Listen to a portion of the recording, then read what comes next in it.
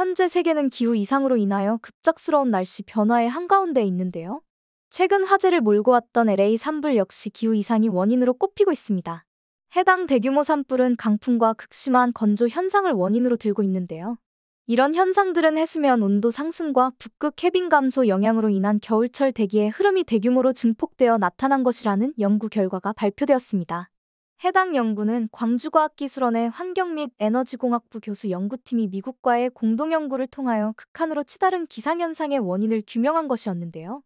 뉴욕 일부 지역에서 비상사태가 선포되며 재난사태 발령까지 되었던 폭설 역시 해당 원인에 의한 이상기후 현상이라는 결론이 나오며 충격을 안겨주었습니다.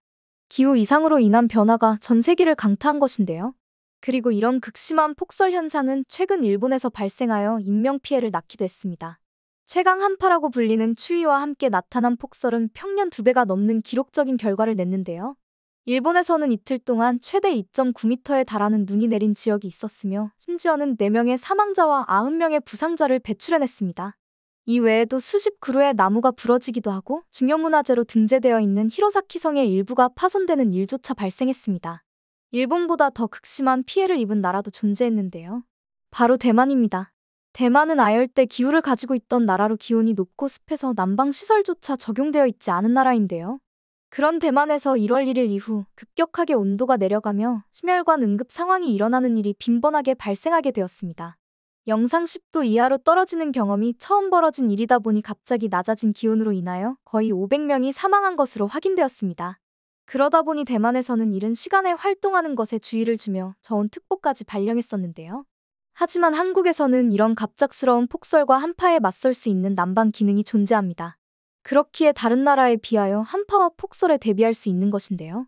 일본의 경우 코타츠라는 난방 도구가 있긴 하지만 이것은 어디까지 이불 덮은 탁자의 형태를 띠고 있으며 난방 반경이 좁아 코타츠를 벗어나면 바로 추위를 느낄 수밖에 없습니다. 하지만 한국은 온돌이라는 난방시설을 과거부터 현재까지 사용하고 있기에 많은 발전을 이룬 상황인데요. 최근에는 온돌 판넬이라는 것이 등장하여 쉽게 온돌을 깔 수 있는 형태로 발전하였습니다. 그렇다 보니 한국에서는 온돌이 없는 곳을 발견하는 것이 신기할 정도인데요. 그에 반하여 많은 사상자를 낸 대만은 난방시설 자체가 없어서 문제가 된 것입니다. 하지만 중요한 것은 이런 갑작스런 이상기온 현상이 세계 곳곳에서 발견되고 있다는 사실인데요. 그리고 이런 급변하는 날씨로 인하여 많은 나라들이 문제를 겪고 있습니다. 그리고 이런 급변하는 날씨로 인하여 참변을 당할 뻔했으나 한국인의 도움으로 무사할 수 있었다는 글들이 화제를 모으고 있는데요. 그중 크로아티아인이라고 밝힌 한 누리꾼의 글을 함께 살펴보도록 하겠습니다. 저는 솔직히 살아가면서 한국인에 대해서 호의적으로 생각한 적이 없었습니다. 하지만 최근 갑작스런 폭설로 인하여 생각 자체를 바꾸는 경험을 하게 되었는데요. 한국인에 대한 새로운 시각을 가질 수 있게 될 듯하여 작성해봅니다. 사실 저는 동양 국가에 대한 편견이 굉장히 많은 사람이었습니다. 최근에는 편견을 지닌 사람이 별로 없다고 이야기하지만 저는 편견을 숨기고 사는 것이라고 생각합니다. 다른 사람들에게 들키면 문제가 있는 사람으로 보이니 말이죠. 대놓고 이야기하자면 저희 부모님 또한 동양인에 대한 편견이 굉장히 많은 분들이었습니다. 동양인들은 경제적으로나 문화적으로 유럽과 비교할 수 없을 정도로 하등하다 여기셨죠. 아무래도 어린 시절부터 이런 환경이었다 보니 저 또한 자연스럽게 그렇게 생각했던 듯합니다. 그렇게 수십 년을 살아왔던 저에게 어느 순간부터 생각하지도 못했던 광경들이 눈에 들어오기 시작했습니다. 점차 한국이라는 나라가 알려지기 시작했던 것이죠. 어디 있는지도 모르는 나라였는데 드라마부터 영화, 음악까지 전 세계가 열광하는 콘텐츠가 되어 있더군요. 심지어는 세계적인 상을 받으며 더 많은 나라에 알려지는 것을 보면서 대규모로 뭔가 변화되고 있다는 생각이 들었습니다. 그래도 동양인들이 유럽권까지 영향력을 끼칠 일은 없을 것이라고 생각했으나 제 오산이었습니다. 몇 달 전에 아파트라는 곡이 유럽에서까지 큰 인기를 끌며 술게임조차 유행이 되었는데요. 솔직히 저도 해당 음악을 듣고 몇 번 흥얼거린 적이 있을 정도였습니다. 하지만 저는 이런 영향력을 갑자기 끼치는 것을 보아 한국인들의 개개인이 이런 능력이 뛰어난 것이 아닌 정부가 다른 힘있는 나라들에게 로비를 했던 것이라 생각했죠. 자신들도 힘있는 부류에 들어가고 싶어서 그런 것이라 생각했으나 이내 제 생각을 완벽하게 박살내는 일이 발생했습니다. 참고로 제 아버지에게 일어난 일입니다. 저희 아버지는 산악지대의 관광객들을 데려다주는 운전기사십니다.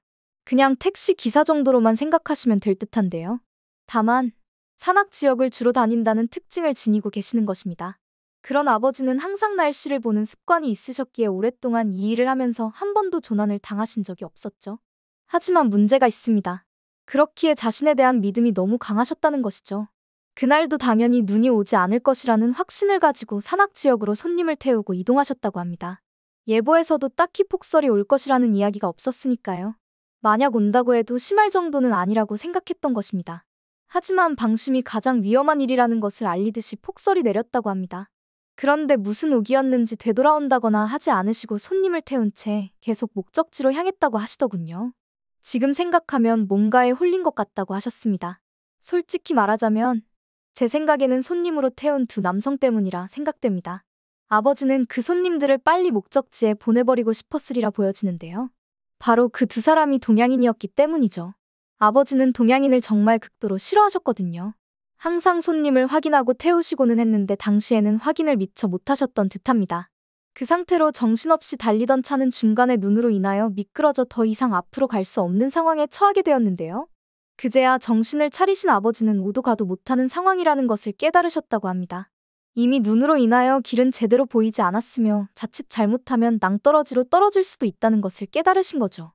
아버지는 최대한 평평한 곳에 차를 세우고 조난 신고를 하시려고 했으나 전파가 잡히지 않아 결국 신고를 하지 못했다고 합니다. 당시 저는 눈이 많이 내리기에 아버지가 산악지역에 가셨으리라 예상도 하지 못했습니다. 천천히 집으로 돌아오고 계실 거라고 여긴 것이죠. 예상하지 못한 상황에 아버지는 크게 당황하여 어찌할 바를 모르고 있었다고 하는데요. 그때 해당 동양인들도 당황한 기색이 역력했으나 자동차에서 눈이 그칠 때까지 기다려보자고 했다더군요. 하지만 해당 폭설은 갈수록 쌓이기만 하고 멈출 생각을 하지 않았습니다. 처음에는 자동차 내부에서 히터를 켠 상태로 추위를 막았으나 점차 연료가 부족해지는 것을 확인하고는 혹시 모를 사태를 대비하여 끌 수밖에 없었다고 합니다. 아버지는 이대로 세상을 떠나는 것이 아닐까 싶은 마음이 들었다고 하는데요. 날이 저물었으며 결국 차에서 밤을 샐 수밖에 없는 상황이 왔기 때문이었죠. 이대로 발견되지 못하는 상황이 올까 불안해진 아버지를 오히려 손님들이 긴장을 풀어줬다고 합니다. 그리고는 가방에서 하나씩 뭔가 꺼내기 시작했다고 하는데요. 바로 핫팩이었습니다. 아버지는 속으로 자신은 주지 않을 것이라 여겼지만 정작 그들은 아버지에게도 다량의 핫팩을 건넸으며 온기를 위해서 자동차 뒷좌석에 함께 있자고 제안했다더군요. 동양인들에 대해 편견을 가지고 있던 아버지는 극한의 상황에서도 자신의 것을 서슴없이 나눠주는 그들의 모습에 처음으로 마음을 열게 되었다고 합니다. 하지만 그들의 새로운 모습은 더 있었다고 합니다. 눈이 너무 많이 와 천장이 무너지는 게 아닐까 싶은 순간마다 아버지를 둔 채로 두 손님들이 나가서 치웠다고 하는데요. 그들은 군대에서 많이 해봤다라고 표현하며 아버지를 자동차에서 편히 쉬게 했다고 합니다. 이런 급박한 상황에서 차분하게 대처하는 그들을 보고는 아버지는 미안한 마음과 함께 자책감만이 들으셨다더군요. 그들에게 미안하다고 이야기하자 오히려 괜찮다고 하며 아침이면 구조될 수 있을 거라고 아버지를 챙겼다고 합니다. 그들은 자신들의 식량도 아버지에게 나눠줬다고 하는데요. 가방에서 특이하게 생긴 것을 꺼내 아버지께 건넸다고 합니다. 뭔지 몰랐던 아버지가 어리둥절해하자 시범을 보였다고 하는데요. 나중에서야 전투 식량이었다는 것을 알게 되셨다고 합니다. 이야기를 들어보니 특정한 행동을 하면 발열제를 통하여 해당 식량이 되어지는 원리인 듯 싶었는데요. 그런 상황에서 따스한 음식을 먹을 수 있다는 것이 놀라웠다고 하셨습니다. 혹시 몰라서 사뒀던 것이 이렇게 필요할 줄 몰랐다며 청년들이 해맑게 웃는 것을 보며 안도감이 들었다더군요. 식사를 하며 그들과 많은 이야기를 하게 된 아버지는 그들이 갓 제대한 군인이자 한국인이란 사실을 알게 되셨다고 합니다. 그들의 혹한기 훈련을 듣고 난 후에야 그들이 이렇게 침착할 수 있는 이유를 알게 되기도 했다죠. 그들은 그 상황 속에서도 구조자들이 올 수 있으니 돌아가면서 보초를 서는 것도 잊지 않았다고 합니다. 아버지는 그 청년들에게 깊은 인상을 받으셨고 한국인에 대한 생각이 완벽히 바뀌셨다고 합니다. 그리고 다음 날 정오쯤 구조가 되셨습니다.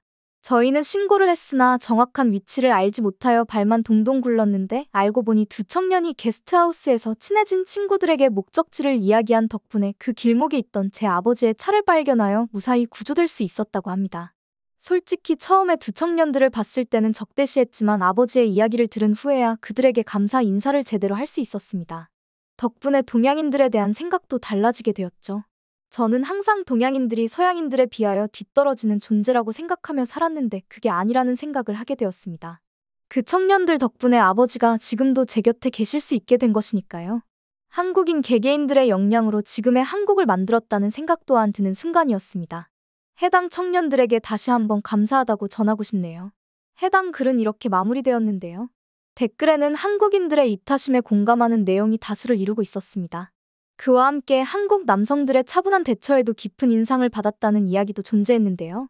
LA 산불에서도 한국인 특유의 이타심이 많은 나라에게 감동을 전파하는 것으로 보아 한동안 많은 나라의 한국인 아리가 계속될 것으로 보입니다.